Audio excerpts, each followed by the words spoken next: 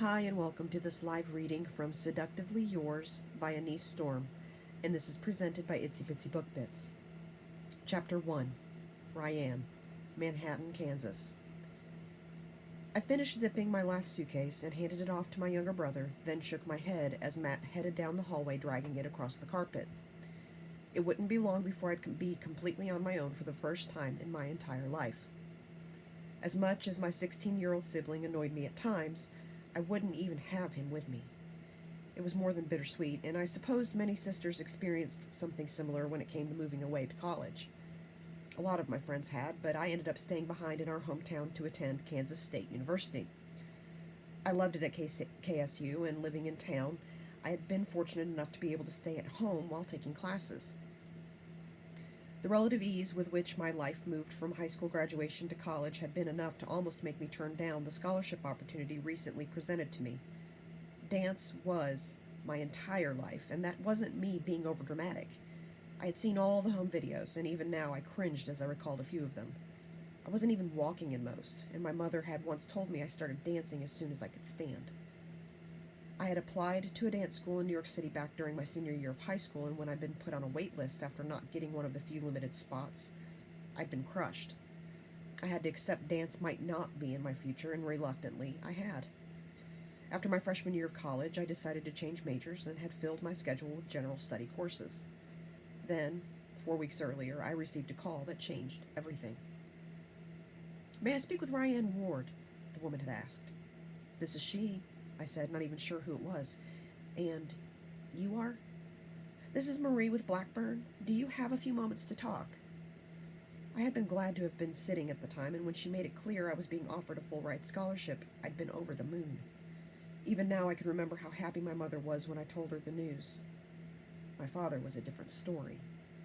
He'd wanted me to get a career that had more stability, and when I had changed majors before, he'd thought I was finally on the right path. Business management was something, but it wasn't what I dreamed and yearned to do, which was why I had to jump at this offer.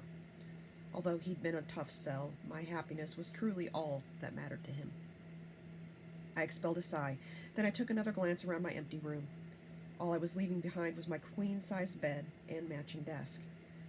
I walked over to the latter piece of furniture and ran 2 fingers over 2 sets of engraved initials, R.W. and G.H.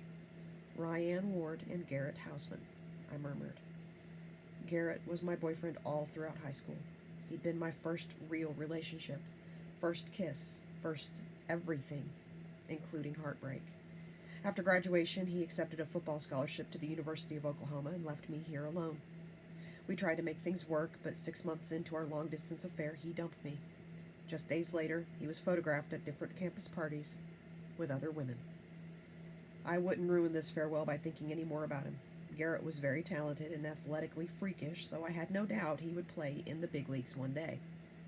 He just wouldn't have me by his side when he did. I'd find someone else, and all the dreams I allowed myself to have with him could still come true. I focused back on my room. It looked so bare now. Gone were the trophies that lined the whitewashed shelves by my bed. Gone were the posters and pictures that hung on the walls. All the symbols of my adolescence were tightly packed in a few cardboard boxes stacked neatly against the wall. By evening, those boxes would be packed away in the attic, and the only reminder I would have of this room would be the memories of all the tears I'd shed and the laughter shared with my friends throughout the years. I couldn't worry about any of those things now. I was already a nervous wreck.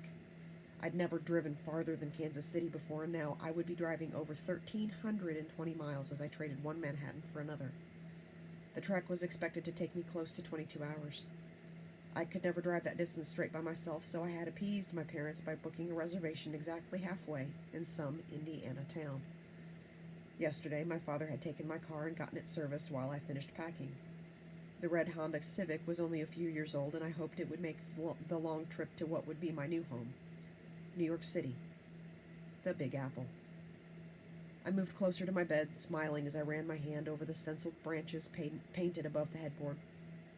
The do-it-yourself project had taken me and my mom hours to complete back when I was just 14 years old. It was hand-carved and painted. It'd been a labor of love for sure. I wiped an errant tear away from my face as it fell from my eye and slid down my cheek. I then took a deep breath, and headed out of the bedroom, making sure to turn off the light and shut the door, essentially ending one chapter of my life and taking the first few steps toward another one. I headed down the hallway and descended the staircase where my parents were waiting for me at the bottom of the steps. I glanced over at my mother, whose eyes were red and puffy, and I instantly felt a stabbing pang, knowing I was responsible for her pain. Rosemary Ward's tear-filled brown eyes met mine, and I had to will myself not to break down as well. My mother had always been my rock. She was one of the strongest people I'd ever known, and I knew that her patience and strength would be tested by my younger brother. Matt and his antics would have her attention diverted soon enough. Of that I had no doubt. "Don't cry, Mom," I told her as she pulled me into an embrace. "I'm going to be fine. I'll come back home for the holidays, I promise." Her hands and arms had me in almost a death grip, and I fought the urge to laugh. Finally, I heard her sigh, and she released me. I kissed her forehead, then stepped back. I turned toward my dad, and while I knew he was equally emotional, he could hide it much better. The gruff sound of his voice issuing off directions and instructions made me feel warm and fuzzy inside. He pulled me into a hug, then I felt him place a wad of bills into my shirt pocket. I pulled them out and frowned at him. I didn't want their help. I needed to do this on my own. "Daddy," I said, holding up the cash, "I specifically told you not to do this." He just gave me his stern look, and I groaned. "Rhyann, this gives me and your mother peace of mind. I'll accept no arguments on this. I know you have worked and saved up money over the years, but we wanted to do this for you. Call it an early birthday present." I pursed my lips together. They had already given me one of those, but I just accepted it because this was something I knew he wouldn't negotiate with me on. I rose onto my tiptoes and threw my arms around his neck. "I love you both so much. I'm going to miss you." "And don't forget to call us when you get to New Lisbon, darling," my mother told me, and I nodded, having to close my eyes quickly to ward off the tears building. A scuffling sound diverted my attention, and I looked over to see my brother fidgeting in the corner of the living room. I walked over to him and hugged him tightly. "I love you, Maddie, and I'll miss you too." He hugged me back, then scowled when I called him the nickname he was given as a child. He hated being called Maddie, since he thought he was so cool now. A laugh escaped, then I grabbed the keys out of his hands. I stepped back and took one last look at my family, knowing it would be months before I saw any of them again. We were very tight-knit, and that had been preceded by the generations of Wards before me. Normally, I'd get asked about marriage and children, but just maybe I would have more to talk about at the next barbecue or reunion now. I walked away, and when I reached the door, I spun back around a final time and flashed them a bright smile. I then waved before closing the door behind me. The summer humidity hit me immediately when I stepped out onto the porch.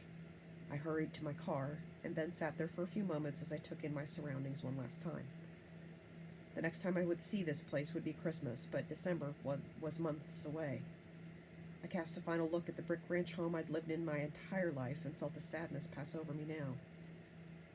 As I looked over at a few other homes, I saw my best friend's house.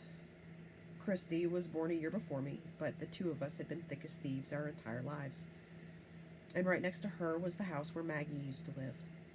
Once she enrolled at KSU, her empty nest parents had downsized and moved across town.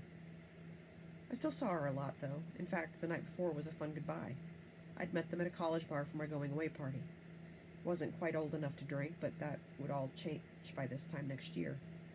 I had wanted to spend my last night in town with my family, but now I was glad I had attended the party instead. I didn't think I was emotionally capable of any more goodbyes today. I placed the key in the ignition and turned it, hearing the familiar hum of the motor starting up.